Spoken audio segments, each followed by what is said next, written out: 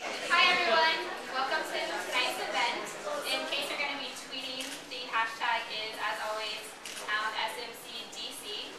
And tonight we're going to be talking about how to engage with bloggers and the various demographics.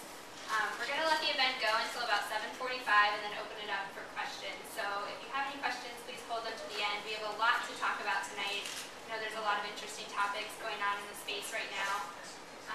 So I just want to thank Pepco for hosting the event here tonight. Obviously it's a great gallery, so be sure to check out some of the artwork before you leave. And I want to thank our sponsor, Brunner Digital, for helping us out with this event. And then finally, I really want to thank our moderator and our panelists for being here.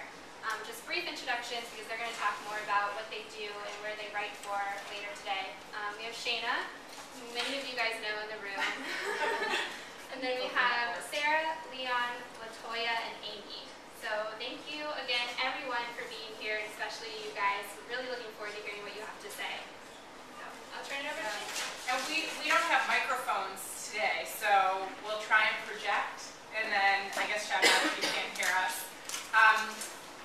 Thanks, Meg. My name is Shayna Clipfield, and I'm super excited to be here today because the conversation is going to be talking about, obviously, engaging with bloggers, and I've been involved in pitching bloggers and engaging bloggers, so I've been on that end of it, and as a blogger, I've also been pitched, and so I was really excited to get this discussion going.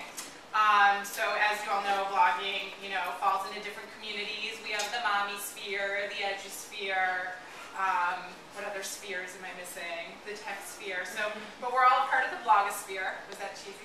So I just wanted to kind of pull the room and see how many of you guys are blogging.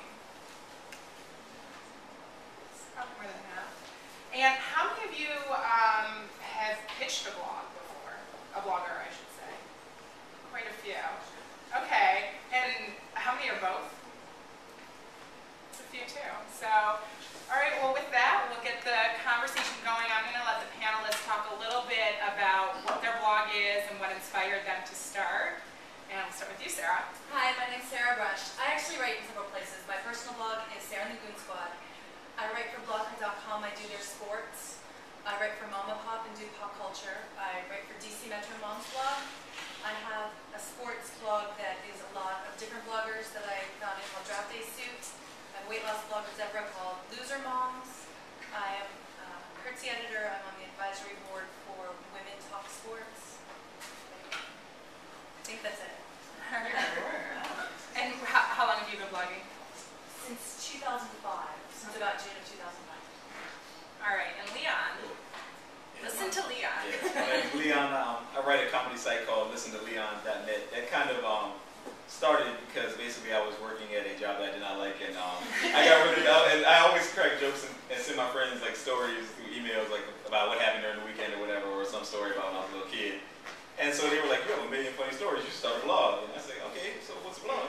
And so then once I figured out what a blog was, I started it. And here I am now. I write for a few other sites too, not as many as my esteemed colleague right here. Sorry. But yeah, I write for every now and again I write for a site called Black Web 2.0. I write like some little technology stuff for them. Usually I just try to find a way to infuse humor into technology stuff. And I also used to write for King Magazine, but they're no longer around. So yeah, let's see. Anything else?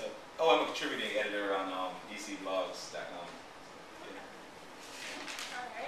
Latoya. Hi, my name is Latoya Peterson. I'm the editrix of Racialicious.com, which is the intersection of race and pop culture.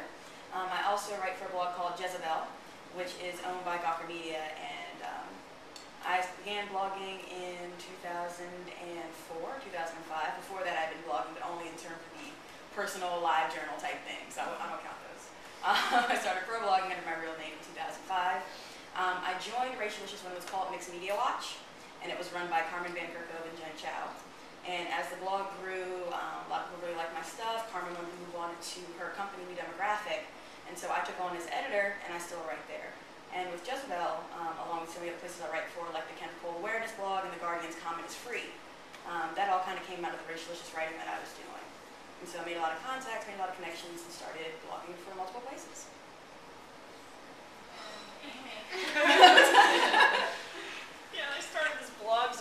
would stop rolling his eyes at me. I'm Amy Adams, and I write, my personal blog is Mama Loves, and had I known anything about brand identity or brand awareness, would not have called it that at all when I started it, but I honestly was sitting on my couch in 2006 and wanted a place to put random thoughts that were jumping into my head from time to time, and so I started this blog and all of a sudden found out there were all these other people out there that were doing it as well and talking and having conversations back and forth with each other, and immediately fell in love with the medium. I'm one of those political people that moved to DC to save the world about 17 years ago, thinking I'd stay for a year or two, and I'm still here, married a local, raising 3 kids in the area. I write on my own blog. I am also an editor for Curtsy, which is Dig for Chicks. It's been called Dig for Chicks by Mashable. I should be writing on Draft Day Suit at some point in time if I ever get Sarah in my bio. And I also write at DC Metro Moms, and I'm on the advisory committee for Brand About Town, so I've done some brand enthusiast work with them as well. So it sounds like 3 of the 4 of you are career bloggers right now. Like, that's your job? At the or do you current keep day moment, jobs? yeah. No, during the day I'm a political consultant. Oh, okay. Yeah. It doesn't pay my bills, but yeah. Okay. Leon, what about you? Yeah, I'm still like doing web design for nonprofits and stuff. So, but I'm inching towards it. It's your Right. Okay, well, I want to start, I guess, with the basics. I want to know how each of you selects what content you're going to post on your site that day. So we can start with Sarah, I guess. Yeah. Which one? With my personal blog, it's whatever I think is interesting or funny, or anything I'm compelled to write. If it's something that moves me, I file through and say, "Ooh, which one would this fit on the best?" If it's about sports, obviously it goes on one of the sports sites. It's about my children, it will go on Sarah and the Goon Squad. But really, it's whatever I feel like I have something to say about. I try not to write if I don't have anything to say. So kind of reading the news or reading your inbox where... Yeah, or just living. Yeah, I mean, driving down the street, you find a lot of things that are interesting.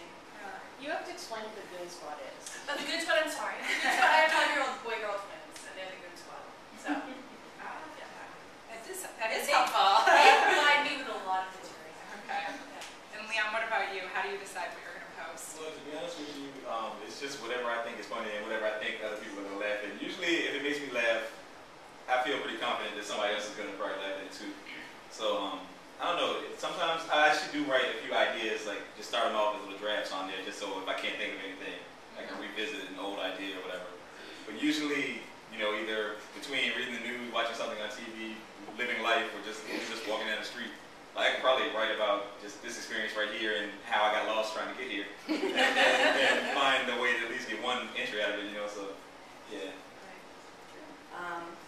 I guess for me, being the editor of Racialicious, one of the ways that we choose content is different. I guess 3 different ways. One, we get a lot of tips from our readers. We get lots of those per day, maybe 10 or so. 10 to 15 different readers about different things that are going on racially in various areas of the world.